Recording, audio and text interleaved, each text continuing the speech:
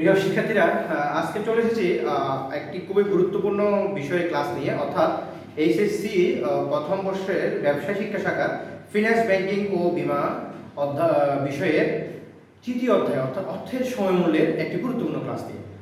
তোমরা সবাই জানো অর্থের সময়মূল্য বিষয়টি তোমরা ক্লাস 9-10-এও করেছো, তবে এখানে যে অর্থের সময়মূল্য সেটা একটু ডিফারেন্ট, অর্থাৎ এইচএসসি সিলেবাসটা আরও অনেক বেশি সম্প্রসারিত।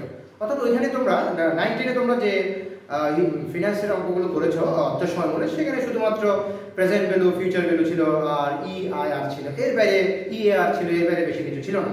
তবে এখানে অনেকগুলো সূত্র রয়েছে, তো তোমরা যেটি করো অনেক সময় এই সূত্রগুলো মুখস্থ করো। এই সূত্রগুলো যাতে তোমাদের মুখস্থ করতে না হয়, অর্থাৎ দুই থেকে তিন বা চারটি সূত্র শিখে যাতে তুমি যদি তুমি আরো অনেকগুলো সূত্র করতে পারো বা নিজে তৈরি করতে পারো, তাহলে অবশ্যই তোমার জন্য ভালো, কারণ তোমাকে পরীক্ষার হলে যে কোনো সূত্র তুমি খুব সহজেই বের করতে পারবে। তো চলো আজকে মূলত তোমাদেরকে ওই টেকনিকটা শেখাবো কিভাবে তৃতীয় অধ্যায়ের ফর্মুলা সবগুলো মুখস্থ না করে 2 থেকে 4টি সূত্র মনে রেখে বাকিগুলো আমরা বের করতে পারি। তো চলো আমি বোর্ডে ইতিমধ্যে লিখি, তবে তার আগে একটু আইডিয়া দিতে চাই এই অধ্যায় থেকে আসলে মূলত কি কি ধরনের প্রশ্ন হতে পারে। প্রথমত, অর্থের সময় মূল্য নির্ণয় করতে তোমাকে বলতে পারে, সেটা বর্তমান মূল্য হোক বা ভবিষ্যৎ মূল্য হোক।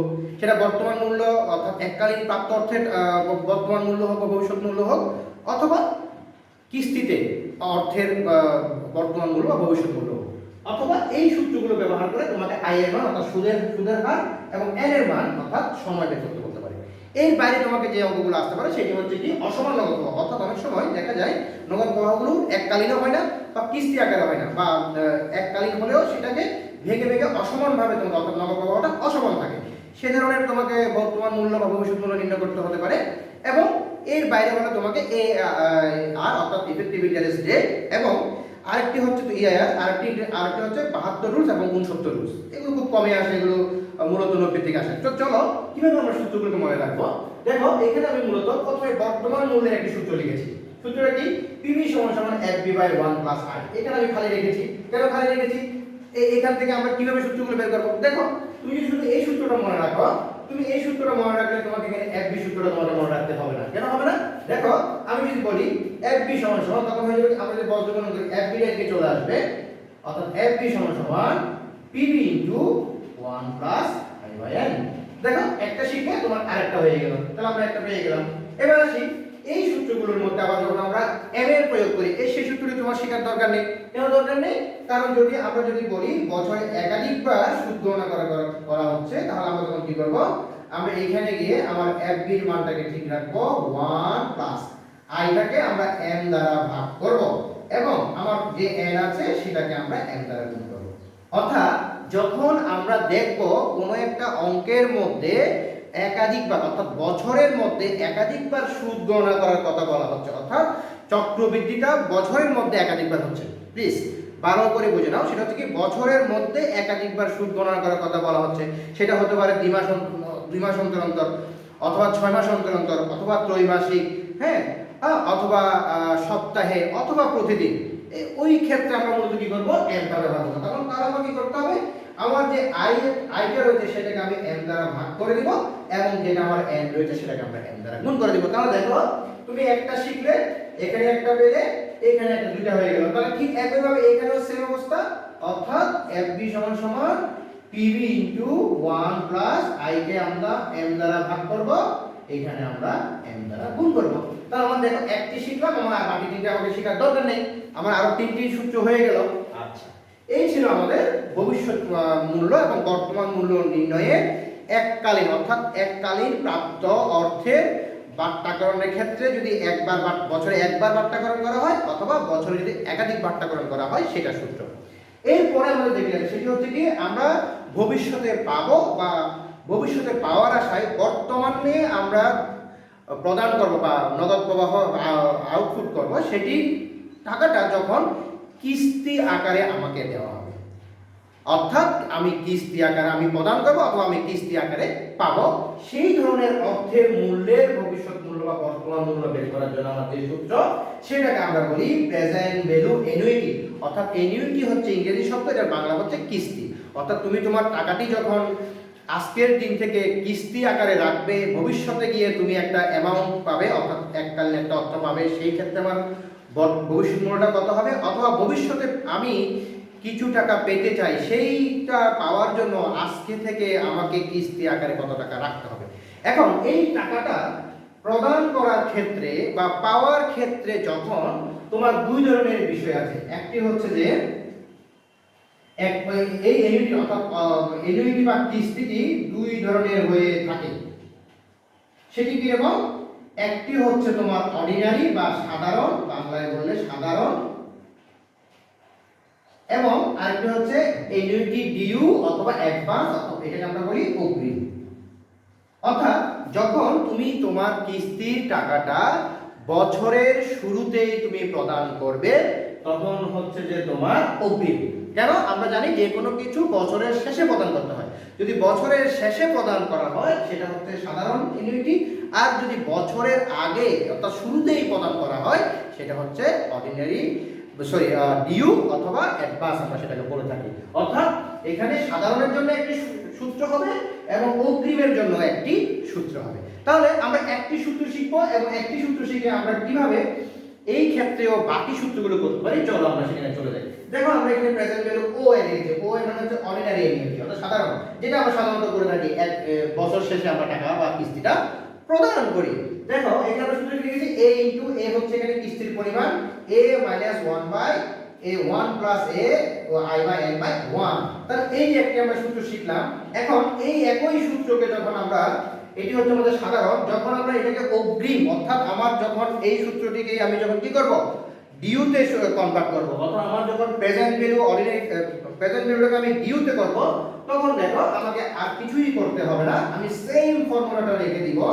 অর্থাৎ a ইনটু আমরা ফর্মুলাটা রেখে দিচ্ছি, ফর্মুলাটা রেখে দিয়ে 1 minus 1 by 1 plus i by n, এবং এখানে 1 রাখলাম, আমরা সেম রাখলাম ইনটু, আমরা এখানে একটা ইনটু দিয়ে দিলাম এবং ইনটু দিয়ে আমরা এখানে 1 প্লাস i।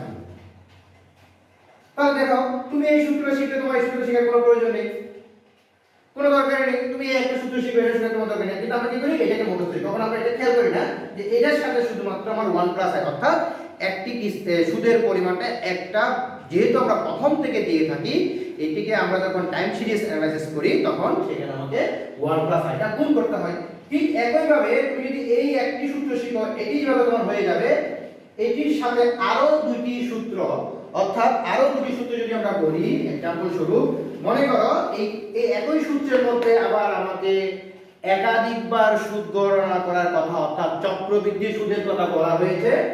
সেক্ষেত্রে আমরা কি করব, সেক্ষেত্রে দেখো একই সূত্রকে যদি আমরা লিখি present value ordinary annuity a into, দেখো এখানেও আমরা সেম কাজটি করব। অর্থাৎ এখানে আমরা 1 কে রেখে দেব 1 মাইনাস এখানে 1 by 1 plus i by n, অর্থাৎ এখানে আমরা একটা m দিয়ে দেব এবং এখানে আমরা m ইনটু n দিয়ে দেব।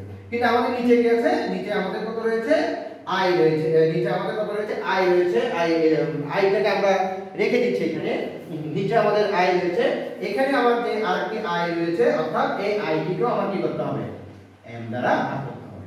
তাহলে দেখো একটি সূত্র তুমি শিখলে এটিও শেখার দরকার নেই, এটিও শেখার দরকার নেই। অর্থাৎ এটি করব কখন, যখন আমার ভবিষ্যৎ মূল্যের বর্তমান মূল্যের কিস্তির অঙ্কটিতে কি থাকবে, আমার ডিউ হবে, তখন আমি 1 প্লাস i যুক্ত করব। এবং এই সূত্রের যে কোনো সূত্রের সাথে যদি আমার কি থাকে, প্রশ্নে বছরে একাধিকবার সুদ গণনা করার কথা বলা থাকে, তাহলে আমি শুধুমাত্র কি করব, i কে m দ্বারা ভাগ করব এবং n কে m দ্বারা গুণ করব। তাহলে দেখো এখানে আমরা n কে গুণ করেছি, i কে m দ্বারা ভাগ করেছি। ঠিক এই ফর্মুলা আবার এখানেও ঠিক একই ভাবে আমরা কি করব, i কে ভাগ করব এবং n কে আমরা কি করব, আমরা n কে আমরা গুণ করব। এই হচ্ছে আমাদের প্রেজেন্ট ভ্যালু এনুইটি। আবার এখানে দেখো আমরা কি লিখেছি, ফিউচার ভ্যালু এনুইটি লিখেছি। সেম ট্রিটমেন্ট স্যার, এখানেও ফিউচার ভ্যালু এনুইটি সূত্র যদি আমরা শিখে রাখি, এর পরবর্তী অর্থাৎ ডিউর সূত্রটা আমাকে শিখতে হবে না। তাহলে আমার ফিউচার ভ্যালু ডিউ সূত্রটা কি দাঁড়াবে, দেখো ডিউ সূত্র দাঁড়াবে a plus i by 1 plus i by n minus 1 এবং ইনটু 1 প্লাস i। এখানেও কি হবে, একটা 1 প্লাস i গুণ করতে হবে। আবার এই একই সূত্রের মধ্যে যদি আমরা কি করি, আমাদেরকে যদি বছরে একাধিকবার সুদ গণনা করার কথা বলে, আমরা এখানে এটাকে m দ্বারা ভাগ করব, এখানে আমরা এটাকে m দ্বারা গুণ করব, এখানে আমরা এটাকে m দ্বারা ভাগ করব, এখানে আমরা m দ্বারা ভাগ করব। ঠিক আছে, এভাবে আমরা এখানে এটাকে m দ্বারা ভাগ করব, এখানে আমরা এটাকে m দ্বারা ভাগ করব, এখানে আমরা এটাকে m দ্বারা গুণ করব। সিম্পল। তাহলে দেখো শুধুমাত্র তুমি এই একটি সূত্র, এই একটি সূত্র এবং এই একটি সূত্র যদি তুমি শিখো, তিনটি সূত্র শিখলে তোমার আরো অনেকগুলো সূত্র, অর্থাৎ আরো 8 থেকে 10টি সূত্র তোমার শেখার দরকার নেই। আরেকটি সূত্র তুমি এটা শিখে রাখতে পারো, এটি অনেক সময় দিয়ে দেয় যে ফিউচার ভ্যালুর ক্ষেত্রে অর্থাৎ ভবিষ্যৎ মূল্যের ক্ষেত্রে যখন আমরা এককালীন প্রাপ্তত্বের ক্ষেত্রে সরল সুদের কথা বলে, এই সূত্রটা কিন্তু অনেক সময় দিয়ে দেয়। এটা কিন্তু অনেকেই জানে না যে সরল সুদের ক্ষেত্রে কিন্তু তোমার এই একই সূত্রটি হবে না, কারণ এটি হচ্ছে চক্রবৃদ্ধি সুদের ক্ষেত্রে, এটি হচ্ছে কি চক্রবৃদ্ধি সুদের ক্ষেত্রে, আর এটি হচ্ছে সরল সুদের ক্ষেত্রে। এগুলোর বাইরে যদি আমাদের আরেকটি সূত্র, সেটা হচ্ছে ইআইআর। সেটি হচ্ছে কি ইআইআর। ইআইআরটা একেবারে সহজ, সেটা কেন আমরা এখানে ইআইআরটা বের করতে হয় হচ্ছে যখন বছরে একাধিকবার সুদ গণনা করার কথা বলা হয়, অর্থাৎ এখানে আমরা যদি সূত্রটাকে 1 প্লাস i/m বাই n, এটি হচ্ছে আমার ইআইআই এর সূত্র। এই দুটি এগুলো ছাড়া আমাদের আর যে ফর্মুলাগুলো রয়েছে সেটি হচ্ছে কি -m হবে 1 হবে এখানে। সেটি হচ্ছে যখন আমাকে বলা হবে, অর্থাৎ আমার অঙ্কটির মধ্যে, অর্থাৎ আমার যে এককালীন অর্থের যে আমার যে নরমাল প্রেজেন্ট ভ্যালু বা নরমাল ফিউচার ভ্যালু আছে, সেই ক্ষেত্রে আমার যখন প্রবাহটা অসমান হবে, এই ক্ষেত্রে টেকনিক তোমাদেরকে শিখিয়ে দিই। ওই ক্ষেত্রে সূত্রগুলো তোমার শেখার দরকার নেই, এই যেটা তুমি পারো। মনে করো প্রেজেন্ট ভ্যালুর ক্ষেত্রে তোমাকে 5 বছরের একটি অঙ্ক দিল এবং 5 বছরের প্রত্যেক বছরের টাকার পরিমাণটি অসমান অর্থাৎ সমান নয়, সেই ক্ষেত্রে তুমি যেটি করবে এই সূত্রটাকে, অর্থাৎ fp/1 + i/n সূত্রটাকে তুমি 5 বার লিখবে এবং তোমার এখানে শুধুমাত্র n এর মানটা পরিবর্তন হবে। এখানে হবে 1 প্রথম বছরের জন্য 1, fp/1 + i/2, এইভাবে করতে করতে তোমার লাস্টে গিয়ে তুমি কি করবে fp/1 + i/5, অর্থাৎ 5 বছর হলে 5 পর্যন্ত, 3 বছর হলে 3 পর্যন্ত, 4 বছর হলে 4 পর্যন্ত, অর্থাৎ তুমি শুধু n এর মানকে পরিবর্তন করবে। এটি কখন? যখন আমাকে একটি সূত্রের মধ্যে বা একটি অঙ্কের মধ্যে আমাকে ভবিষ্যতে প্রাপ্ত অর্থগুলোকে আমাদের বর্তমান মূল্য বের করতে হবে, কিন্তু ভবিষ্যতে পাওয়া অর্থগুলোর পরিমাণটা কি হবে? অসমান হবে, অর্থাৎ সমান হবে না। সেটা কিরকম? মনে করো প্রথম বছর তোমাকে দিল 5,000, দ্বিতীয় বছর তোমাকে দিল মনে করো 10,000, আবার তৃতীয় বছর তোমাকে দিল মনে করো 3,000, অর্থাৎ আমার প্রত্যেকটা ইয়ারে, প্রত্যেকটা বছরে আমার অর্থের মূল্য পরিমাণটা কি থাকবে না? সমান থাকবে না।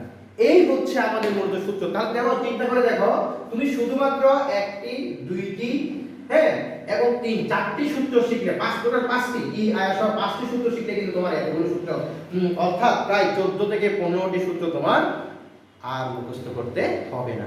আশা করছি তোমরা এখানে এই ক্লাসটি থেকে সূত্র নিয়ে তোমাদের আর কোনো সমস্যা থাকবে না, এবং সূত্র ব্যবহার করে তোমাদের সবথেকে বেশি যে সমস্যাটা হয়, তোমরা এই সূত্রগুলোর প্রয়োগগুলো বুঝতে পারো না, অর্থাৎ কোন অঙ্কে বা কোন অঙ্কের জন্য তুমি মূলত কোন সূত্রটি ব্যবহার করবে সেটা তুমি বুঝতে পারো না।